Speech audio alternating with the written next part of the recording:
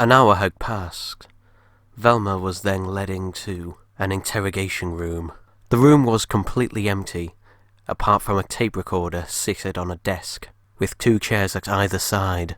Detective Stephen Foster entered the room. He then gestured for Velma to sit down. As she did so, Detective Foster started the tape recorder. Interview commencing on October the 31st at 9:23 p.m.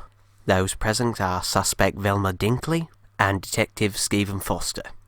Well then, Miss Dinkley, you and your friends are in a lot of trouble. But I'll give you this. You all gave the same account when questioned individually. But that don't mean it's true, does it? So why don't you tell me what really is going on here? Velma, who up to this point had just been staring at a wall blankly, then met eyes with Detective Foster.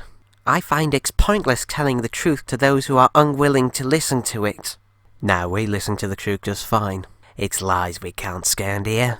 Now, the reason I called you back in here is we have some new evidence to light. Now, for the benefit of the tape, I am now showing the witness evidence 23C. Do you recognise that? It's our van, the mystery machine. I thought we wrote the letters on the side big enough for anyone to read, even someone like you. Now don't get funny with me. Half an hour ago, Officer Sally Shipton searched your mystery machine and guess what she found? For the benefit of the tape, I am now showing the witness evidence 23-4B.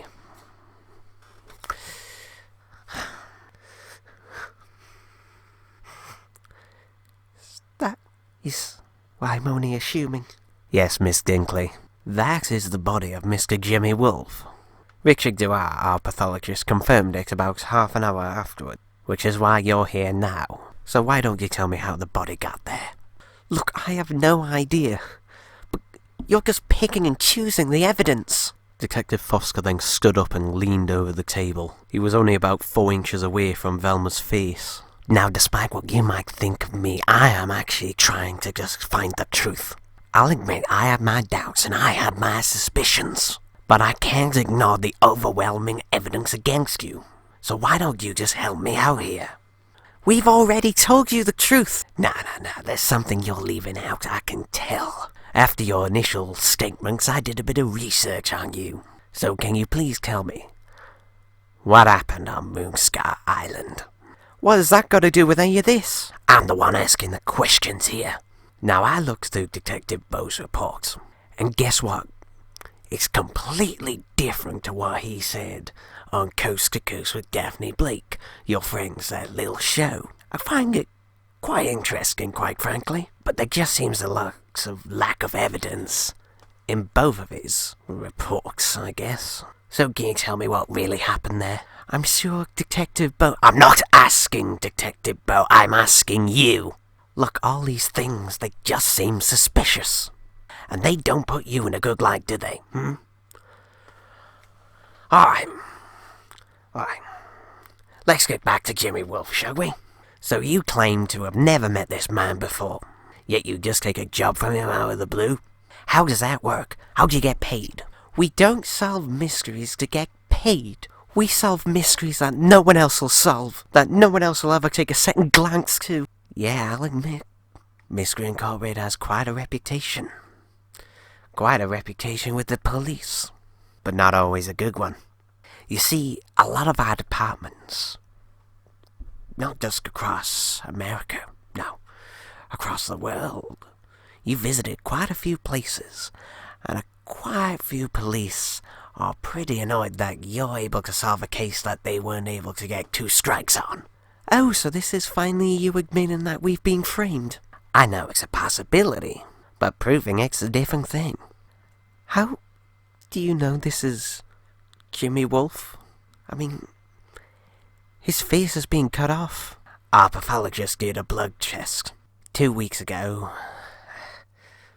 Mr. Wolf was involved in a car accident. Nothing too serious, but we took his blood. It was still on file. Why am I telling you this anyway? This is private information. Besides, you're the one lying. We found no note, and there was no sign in the house of a red devil demon. So, here's a workable theory of what I think has happened. Now, it's been a long time since you lot got back together, at least to solve a mystery from what I can see. Perhaps you got bored of waiting. Perhaps you missed the good old days and decided to invent a mystery. Perhaps you created the Red Devil demon. And perhaps Mr. Jimmy Wolf has gotten away. I don't know. But I would like to find out the answer. It's much easier to work with us than against us. Still nothing? Alright then. We'll get the rest of your friends in and see if you'd all like to go down under suspicion of murder.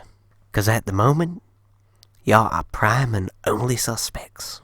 Interview suspended at 9:24 p.m. Oh, and off the record, Detective Bo is being suspended. He's under investigation due to inconsistencies in his reports. Mainly any ones involving you lot. And now with this hanging over, there's a possibility he could go down with you. Do you really want to drag him down? Detective Bo has done nothing wrong. Access maybe for now. But I think we both know that he's being adjusting his reports. But only when it refers to you and the rest of your friends. Detective Foster then left the interrogation room, leaving Velma on her own to sit in silence. It was normally difficult enough to solve a mystery, but even more when everyone was trying to stop you from solving one. Detective Foster then went to go see Sally Shipton at her desk to go through all the evidence that had been collected. Well, it doesn't look good for Mr. Incorporated. They do seem pretty guilty in terms of all this evidence stacked against them, but something about it just doesn't sit right. I mean, it just seems too perfect. Everything perfectly set up against them. I know what you mean. I was going through all this and I was talking to the pathologist and, well, it all just... Wait. What is it, Sally? Get all of Mr. Incorporated into the interview room now. All of them? Yes, all of them. Look, there's some evidence I think I might have missed. You sure? Yes. No, look, I've just got to go check something. You get them in there now and I'll be seeing you in... Five minutes, okay? Alright. Geez, I thought I was the detective round here. Detective Foster then had all of the members of Mystery Incorporated assembled in the interrogation room. He then closed the door and walked back over to the tape recorder.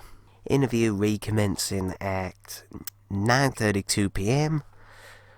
Same are present, plus the additions of Frederick Jones, Daphne Blake, Norville Rogers, and Scooby-Doo. We are waiting evidence on... Come in. Officer Brainbury, this is an interview with suspects of murder. Look, I'm sorry, Detective Foster, but I had to tell you, it's Officer Sally. She's been found dead at her desk.